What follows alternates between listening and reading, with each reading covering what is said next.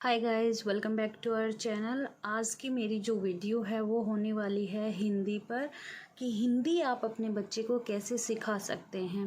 Because starting में हिंदी को introduce नहीं कराया जाता है कि माइंड में एक ये कॉन्सेप्ट डाल दिया है कि हिंदी डिफ़िकल्ट होती है, छोटे बच्चे के लिए इजी नहीं होती है, कंफ्यूजिंग होती है और इंग्लिश को ज़्यादा हम इम्पोर्टेंस देते हैं। उस चक्कर में हिंदी कहीं ना कहीं हमारी छूट जाती है और फिर उसके बाद ये होता है कि बच्चा हिंदी में इंटरेस्ट लेना ही छोड़ देता है और फिर उसे हिंदी और रीडिंग में और फिर हिंदी सब्जेक्ट में उसे डिफ़िकल्टी होती है। तो लेट मी टेल यू कि कैसे मैंने एमी को जो हिंदी है, हिंदी मात्राज और कैसे वो अच्छे से रीडिंग कर सकती है, हिंदी भी इंग्लिश भी। सो मेरे अकॉर्डिंग जो मेरा एक्सपीरियंस था, मुझे ऐसे लगता था कि हिंदी बहुत डिफ़िकल्ट नहीं है। हिंदी में हमें लेटर आइडेंटिफिकेशन अगर आपके बच्चे को आ गया है तो फिर सिर्फ हमें मात्रा सिखानी है। उसके लिए मैंने ऑलरेडी वीडियो अपलोड की हुई है कि आप मात्रा एक राइमिंग वे में अपने बच्चे को सिखाइए, किस तरह से थोड़ा सा फन वे में भी उसे सिखा सकते हैं। सो फिर उसके बाद कि नेक्स्ट कैसे स्टार्ट करें, मात्रा आ गई आपके बच्चे को। फिर मैंने एक इस बुक का भी रिव्यू किया था कि आप इस तरह की बुक ले सकते हैं जिसमें कि वन डे में वन मात्रा का कॉन्सेप्ट है कि ऊ की मात्रा, राइट। फिर ये 2 लेटर 3 लेटर यहाँ पे विद फोटोज़ दिए हुए हैं, यहाँ पे 2 लेटर 3 लेटर। फिर इसमें एंड में लाइक सेंटेंसेस भी दिए हुए हैं एंड देन एक्टिविटीज़ भी दी हुई हैं। इसमें देखो थोड़े बिग सेंटेंसेस हो गए, फिर ये एक्टिविटीज़ हो गई, राइट। इस तरह से भी आप अपने बच्चे को करा सकते हैं, ठीक है। मैंने एमी को इसी तरह से कराया क्योंकि उसे बहुत कन्फ्यूज़न होने लगा। मैं उसे मात्रा आ गई थी लेकिन मैं सारे सब कुछ उसे एक साथ नहीं करा सकती थी, तो इसलिए मैंने उसे 1 बाय 1 कराया इस बुक के थ्रू। फिर प्रॉब्लम मुझे ये आई कि जब मैंने 1 बाय 1 उसे करा दिया और फिर मैंने उसे कुछ दे दिया रीड करने के लिए, जहाँ पे लाइक कोई भी सेंटेंस मैंने दे दिया जिसमें कोई भी मात्रा का यूज़ हो सकता है और यू कैन से कि सब मात्रास का यूज़ है। फॉर एग्जांपल जैसे यही ले लेते हैं, पेड़ पर मैना बैठी। अब इसमें क्या है कि ई की भी मात्रा है, आई की, आ की, ए की, राइट। इसमें इतनी सारी मात्रास हैं। तो अब प्रॉब्लम कहाँ हुई, उसे बेसिकली प्रॉब्लम हुई 4 मात्रास में।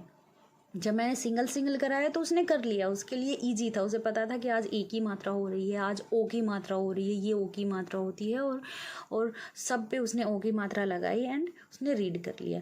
प्रॉब्लम अब यहाँ आई कि उसे कन्फ्यूज़न हुआ कि ये ए की मात्रा है या ये ए की मात्रा है या फिर ये आई की मात्रा है या औ की मात्रा है। यहाँ वो कंफ्यूज हो गई। मैंने काफ़ी बार ट्राई किया, तब मुझे थोड़ा सा लगा कि हाँ शायद हिंदी कंफ्यूजिंग है बच्चे के लिए, जब बच्चा छोटा होता है, क्योंकि हमें समझ आता है, बच्चे को नहीं आता है इतनी जल्दी समझ। तो फिर मैंने सोचा कि कुछ ऑल्टरनेट ऑप्शन निकाला जाए जिससे कि बच्चे को ये समझ आए। तो फिर मैंने एक थोड़ा सा अपना माइंड यूज़ करके थोड़ा सा फ़न उसको दिया कि फॉर एग्ज़ाम्पल जैसे उसे जो बेसिकली कन्फ्यूजन था, आपके बच्चे को जिस मात्रा में कन्फ्यूजन होता है आप उन्हीं से रिलेटेड कुछ फन करवाइए। ई, आ, ए, औ, अंग, ए, ये मात्रा में उसे कोई कन्फ्यूजन नहीं था। उसे कन्फ्यूजन था ए की मात्रा में, आई की मात्रा में, ओ की मात्रा में एंड औ की मात्रा में, ठीक है। तो यहाँ इन मात्रास को मैंने रिलेट किया फोटो के साथ, इमेज के साथ। सो इन जैसे ही वो इन मात्रास को देखे, वो अपने ब्रेन में एक इमेज क्रिएट करे। सो वो कैसे किए, फॉर एग्जांपल ये मैंने बनाया कि ये ए की मात्रा ऐसे होती है, ऊपर 1 डंडी होती है, देन व्हाट यू हैव 1। तो मैंने जो उसे एग्जांपल दिया था वो होती है कि एडी आपके जैसे देखो कि एक है, राइट। सो ये एडी की मात्रा है, आपके एक एडी है, इस पे एक मात्रा है, ओके। आप कोई भी एग्जांपल ले सकते हैं जो आपके अपने अकॉर्डिंग और आपके बच्चे को इंटरेस्टिंग लगे उस अकॉर्डिंग। आई की मात्रा में मैंने उसे बोला फॉर एग्जांपल जैसे कि ये देखो, ये है आई की मात्रा, इसमें ये 2 मम्मा की स्पेक्स है, ये देखो। अब आपको क्या दिख रहा है, ये स्पेक्स जैसा दिख रहा है, तो ये है आई से ऐनक की मात्रा। तो अब उसे क्लियर हो गया कि ए में एक ये है, ये हमारी एडी है, आई में ये 2 हैं, ये मम्मा की चश्मा है, मीन्स आई से ऐनक की मात्रा ये है। अब फिर मूव करते हैं नेक्स्ट पे। अब वो इनको एक्चुअली मात्रा की तरह नहीं, उसके दिमाग में अब आ जाता है कि AD की मात्रा है। नेक्स्ट जो है जैसे ये है, इसको मैंने थोड़ा सा किया कि ओ से ओखली होता है, तो मैंने उसे एक्चुअल में ओखली दी, एंड मीन्स ओखली और जो पेस्टल होता है ऐसे करने वाला, तो मैंने उसे ओखली दी और पेस्टल ऐसे कि ये कैसे होता है बेटा, क्योंकि वो डायरेक्ट ऐसे नहीं रुकता है, वो ऐसे होता है टेढ़ा जब हम रखते हैं। तो कि ये देखो, ये आपकी नीचे स्टैंडिंग लाइन है क्योंकि ये ऐसे खड़ी है, और ये आपकी स्लैंटिंग लाइन है। मीन्स अगर आपके में ये स्टैंडिंग लाइन आ रही है और ये स्लैंटिंग लाइन आ रही है, तो ये ओखली के जैसा दिख रहा है ना। ये किसके जैसा दिख रहा है? ये ओखली के जैसा दिख रहा है ये, ठीक है।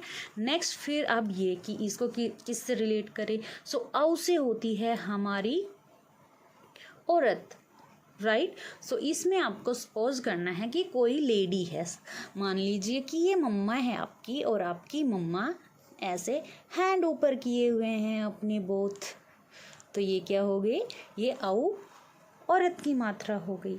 सो अब वो जब भी इन को देखती है, इन मात्राज को, तो वो रिलेट करती है कि मैंने उसे पूछा, अच्छा बेटा ये किसकी मात्रा है, एंड उसी कंफ्यूज, तो मैंने उसे हिंट दिया कि ये देखो कि इसमें कितनी स्लैंटिंग लाइंस हैं, कि 1 मम्मा, तो 1 आपके क्या होता है बेटा, मम्मा ने क्या बताया था 1 आपके क्या होता है, देन सी कैन रिकॉल कि 1 AD, यस, तो ये AD की मात्रा है। फिर ये बेटा ये किसकी मात्रा है, फिर वो फिर से सोचेगी, फिर कि इसमें ये देखो 2 सर्कल जैसे दिख रहे हैं, है ना, ये 2 लाइंस हैं, तो मम्मा के क्या है 2 क्या बताए थे, तो मम्मा की स्पेक्स, आई से ऐनक है, 2 आईज हैं और उस पर मम्मा ऐनक पहनती है, वो ऐसी है। यहाँ से ओ से ओखली की क्या है जो हम ऐसे ऐसे रखते हैं या ऐसे करते हैं, तो सी टोल्ड की ओ से ओखली जैसा लग रहा है ये। देन यहाँ पे इसके बाद भी उसे कई बार जैसे कन्फ्यूज़न हुआ कि मान लो वो इसको पढ़ रही है कि ये औ की मात्रा है, तो मैंने उसे समझाया कि औ की मात्रा में तो औ से तो औरत होती है, तो इसमें तो औरत खड़ी है ही नहीं। ये तो चलो औरत के हैंड हो गए, लेकिन यहाँ औरत कहाँ खड़ी है, तो ये तो औरत नहीं हुई, राइट। इसको अगर वो बोलती है कि ये औरत की मात्रा है, तो मैंने उसे समझाया कि अगर ये औरत है तो इसका 1 हैंड कहाँ है। हमने तो ये एग्जाम्पल दिया था कि औरत में एक लेडी औरत खड़ी है और उसने दोनों हैंड अपने ऊपर किए हुए हैं, तो उसने बोला कि फिर हाँ मम्मा ये नहीं है, इसमें है दोनों हैंड ऊपर। तो इस तरह से अब उससे सारे जो भी डाउट्स वो सारे क्लियर हो गए हैं। अब वो सारी आप उसे कैसी भी मात्रा दे दीजिए, वो रीड कर सकती है। इसके अलावा आगे जाके अगर कन्फ्यूज़न किसी बच्चे को हो सकता है, तो एमओ को नहीं हुआ बट हो सकता है, ये बुक की कंडीशन ऐसे ही हो गई, इसे प्लीज़ आप इग्नोर कर दीजिए, क्योंकि ये उन्होंने पानी में एक्चुअली नहला दी थी। बट मैं उसको इसी बुक से पढ़ाती हूँ, तो मैंने रखी हुई है जैसे रै के लिए, क्योंकि रै की काफ़ी मात्राज होती है ना, लाइक 3 मात्राज होती हैं रै की। एक इस तरह वाली होती है जैसे चक्र इसके नीचे रै, एक ये वाली होती है। सो रै की आई थिंक 3 मात्राज होती हैं। ये जो होती है ये री की मात्रा होती है, तो रै की मात्रा में भी थोड़ा सा बच्चे को हो सकता है, लेकिन आप अगर इस तरह से करवाएंगे कि बेटा ये तीनों इस तरह से होती हैं, तो आपके बच्चे के जो भी कन्फ्यूज़न है, जो भी डाउट्स हैं, वो क्लियर हो जाएंगे। या फिर आप उन चीज़ों को इंटर रिलेट कर सकते हैं किसी और चीज़ के साथ, कि जिससे आपके बच्चे को थोड़ा सा फन लगे। सो आई होप कि आपको यहाँ से कुछ हेल्प मिली होगी। So thank you so much for watching our video. Bye bye.